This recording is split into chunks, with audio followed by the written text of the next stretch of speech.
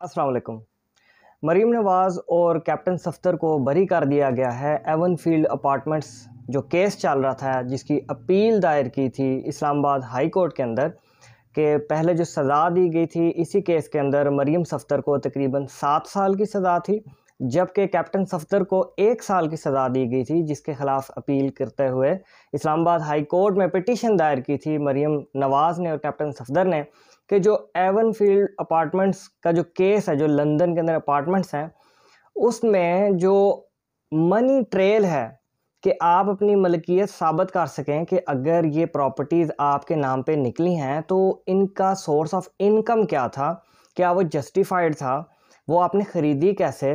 क्योंकि जब की मलकियत बताई जा रही है 1990s के अंदर ये प्रॉपर्टीज़ जो लंदन में मौजूद थी वो ख़रीद की गई, इनके नाम पे लगवाई गई नवाज़ शरीफ के बच्चों के, जो जिसमें मरीम नवाज़, हुसैन नवाज़ वगैरह हैं। उस वक्त इनकी उम्रें बहुत कम थीं।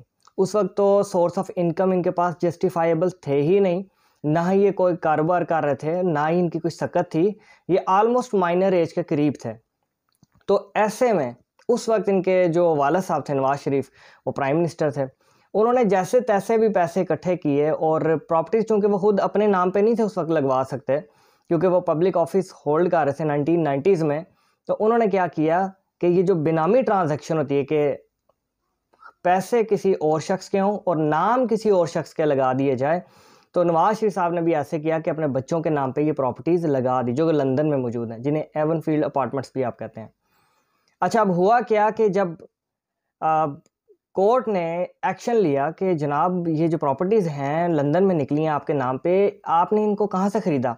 तो पहले तो जो दोनों मुलज़म हैं, मरियम सफ़दर और कैप्टन सफ़दर, इन्होंने तो इनकार किया इस चीज़ से कि ये तो हमारी प्रॉपर्टीज़ ही नहीं। लेकिन जब इन्वेस्टिगेशन थोड़ी सी आगे बढ़ी और पेपर्स को जो है डिग आउट किया गया, स्क्रूटनी की गई, तो इनके नाम पे ये प्रॉपर्टीज़ निकली। केस चला जिसमें प्रॉपर सज़ा दी गई इन दोनों मुलज़मान को। सज़ा किस बेस पे दी थी कि आप प्रॉपर मनी ट्रेल साबित नहीं कर पाए। अब मामला जब हाई कोर्ट के अंदर आया, इस्लामाबाद की हाई कोर्ट के अंदर, तो अभी फैसला जारी हुआ है, पूरा डिटेल्ड रीजनिंग के साथ फैसला भी नहीं आया पब्लिक में। सिर्फ शॉर्ट जो डिक्टेशन होती है वो कराई गई जज साहब की तरफ से कि हम दोनों मुलजमान को बरी करते हैं इस केस के अंदर, एवन फील्ड अपार्टमेंट केस में। और अगर ये कहा जाए, जिस तरीके से एक बात चल रही है पब्लिक के अंदर कि कोर्ट जो है ये प्रेशराइज हो गई या कोर्ट के ऊपर सारा मुद्दा डाल दिया जाए, तो ये इंसाफ पर मबनी बात नहीं है। आप कोर्ट को सारा ब्लेम नहीं कर सकते कि कोर्ट बिक गई है या कोर्ट करप्ट है। आपके जो इन्वेस्टिगेशन इदारे होते हैं उनकी जो ओपिनियन होती है वो बहुत ज़्यादा मैटर करती है जुडिशरी के फ़ैसलों पर। जुडिशरी ने तमाम तर फैसले इन्वेस्टिगेशन के ऊपर देने होते हैं।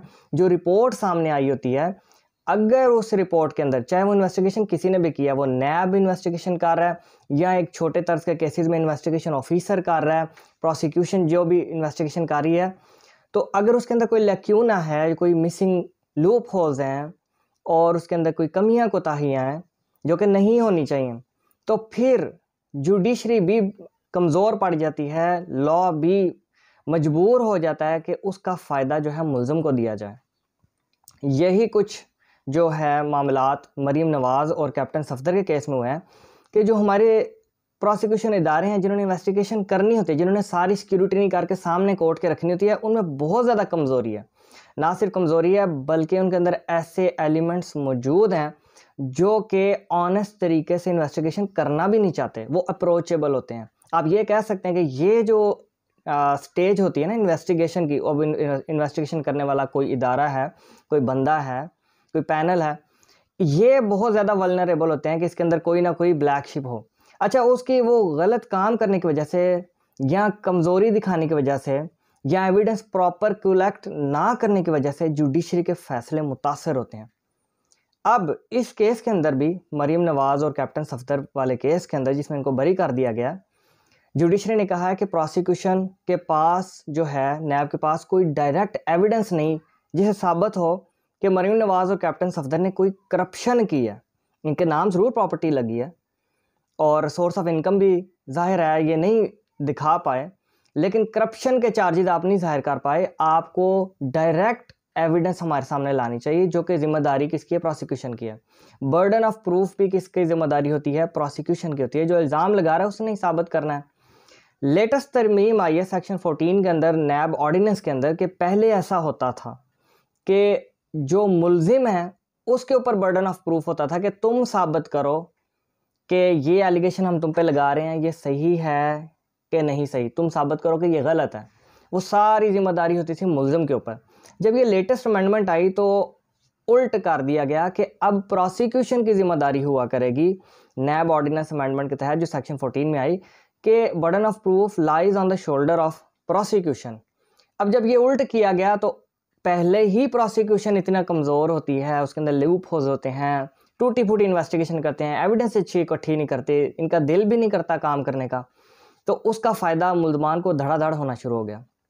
अभी डिटेल्ड फैसला आएगा तो हम जानेंगे कि क्या इस अमेंडमेंट का या लूप होल्स का कितना फ़ायदा मरीम नवाज़ और कैप्टन सफ्दर ने लिया, क्योंकि अभी डिटेल्ड फैसला मौसूल नहीं हुआ। शॉर्ट फैसला है, बरी कर दिया गया, तो उसके ऊपर जो लीगल रीजनिंग थी वो मैंने आपके साथ शेयर किया। और जाते जाते मैं ये बताता चलूँ कि हमारे मोस्ट ऑफ द लॉज जो हैं वो ब्रिटिश लॉ से इंस्पायर होकर बने हैं, लेकिन इसके बावजूद ब्रिटिश लॉ सिस्टम जो है इतनी खूबसूरती से वहाँ काम कर रहा है, लेकिन हम उसको कॉपी पेस्ट करते हुए भी इसके अंदर झोल कर जाते हैं, इसके अंदर ख़राबी कर जाते हैं। वहाँ पे अनएक्सप्लेन्ड वेल्थ को बड़ा सीरियस नोट्स पे लिया जाता है कि भाई आपके पास वेल्थ है, you have to explain the sources, ज़राए बताएं किधर से ये आई, और अगर आप ज़राए नहीं बता पाएंगे देन यू आर गिल्टी।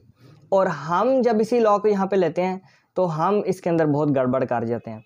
हमने तो अब सिरे से इसको अमेंडमेंट करते हुए यही लॉ को चेंज कर दिया कि अनएक्सप्लेन्ड अगर वेल्थ है भी किसी की तो ये साबित करे प्रोसिक्यूशन, मुल्ज़म ना खुद साबित करे। यानी एक बंदे ने करप्शन की है, गड़बड़ की है, उसके पास ज़राए भी नहीं है कि कहाँ से इतनी प्रॉपर्टी बना ली, तो इसकी जिम्मेदारी इल्ज़ाम लगाने वाले मुद्दई के ऊपर है, प्रोसिक्यूशन के ऊपर है, नैब के ऊपर है, वो साबित करे।